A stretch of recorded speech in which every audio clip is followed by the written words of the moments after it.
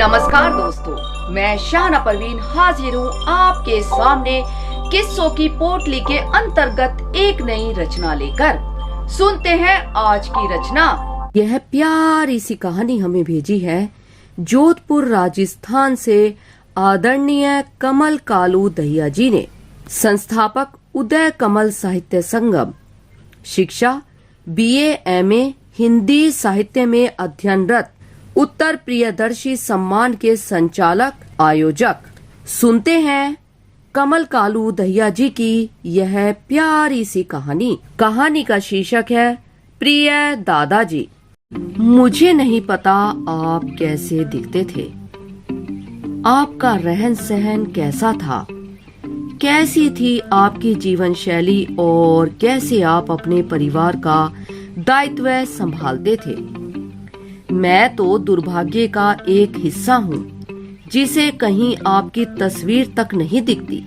आप इस संसार से कब विदा हो गए, आपका संसार कैसा था, आपने अपने जीवन को कैसे जिया, यह बातें मुझे नहीं ज्ञात। लेकिन दादी कहती हैं कि तेरे पापा जब 4 साल के थे तब दादाजी गुजर गए थे। यानी पापा को भी शायद आपकी स्पष्ट छवि का ज्ञान नहीं हो, क्योंकि पापा जब अपनी समझ को विकसित करते उससे पहले ही आप रुखसत हो गए। हाँ, बड़े ताऊजी को आपकी छवि याद होगी क्योंकि उनकी आयु तब 8 वर्ष की थी और छोटे ताऊजी को भी शायद हो क्योंकि उनकी आयु 6 वर्ष थी। 6 वर्ष से लगभग बालक के मस्तिष्क में स्मृतियां घर करनी शुरू हो जाती हैं। पापा तो तब मात्र 4 के थे और चाचा सिर्फ 2 वर्ष के। यानी आपके चारों पुत्रों में 2 पुत्रों को ही शायद अपने पिता की धूमिल तस्वीर स्मरण होती हो। दादी तो हमेशा बिलखती है कि मेरे छोटे छोटे बच्चों को छोड़कर जाने वो कहाँ गए। उनकी अनुपस्थिति में कितना संघर्ष सहा, कितना दुख झेला और कितनी ही परिस्थितियों से जूझे, यह सब उन्हें कैसे पता होगा क्योंकि वो तो स्वर्ग में आराम फरमा रहे होंगे, ऐसा दादी कहती हैं। लेकिन दादाजी सत्य ही तो कहती हैं दादी। आप इतनी कम आयु में कैसे विदा हो गए थे? आपको ऐसा कौन सा दुख मिला कि आप संसार में न रह सके?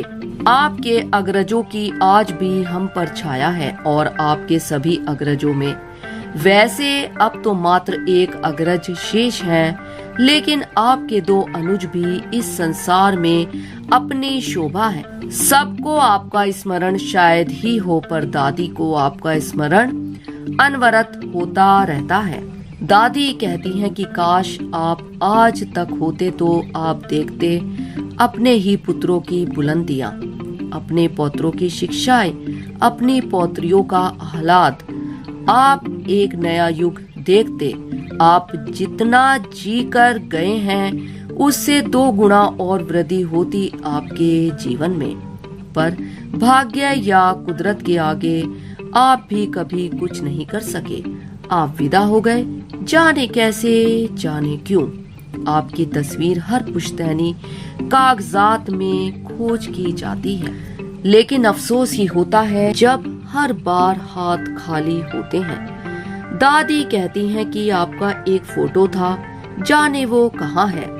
वो फोटो जिसमें आपकी छवि चित्रित है, वो फोटो हमें कब सुलभ होगा? हाँ दादाजी, पुश्तैनी कागजात खोज में कुछ खत मिले हैं।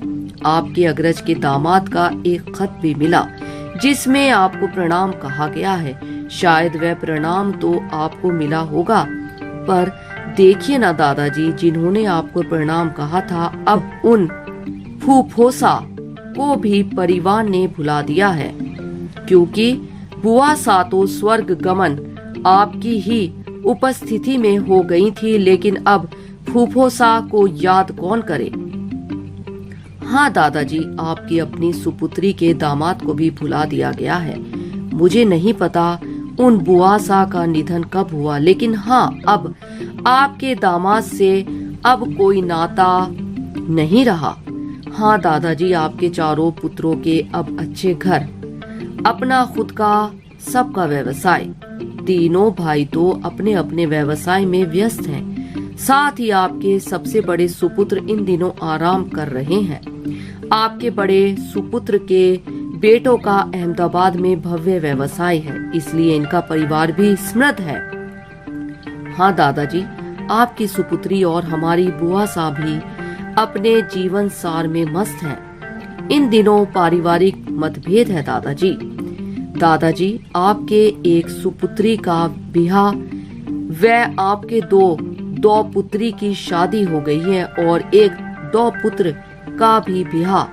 दादाजी, जीवन में हम सभी बड़े मस्त हैं, हम सभी व्यस्त हैं। आपको याद करने का वक्त सिर्फ दादी के पास है। और हाँ, कभी कभी मैं आपका जिक्र दादी से सुनना पसंद करता हूँ। दादाजी, आप आज होते तो आप देखते अपने बेटों के संघर्ष का परिणाम। आप नया जीवन कुटुंब देखते, लेकिन आप नहीं हैं। दादाजी, आपको सिर्फ भावों में सोचता हूँ।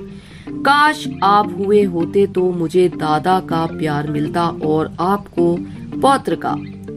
दादाजी, आपको याद कर रहा हूँ। आप जहाँ भी हैं हमें आशीर्वाद दीजिए। यह परिवार आपकी पहचान है। मुझे कोई भी पूछता है कि तू किनका पुत्र है तो मैं पापा के नाम के साथ आपका नाम जोड़ता हूँ, क्योंकि हमारी पहचान सदा आपसे थी और रहेगी।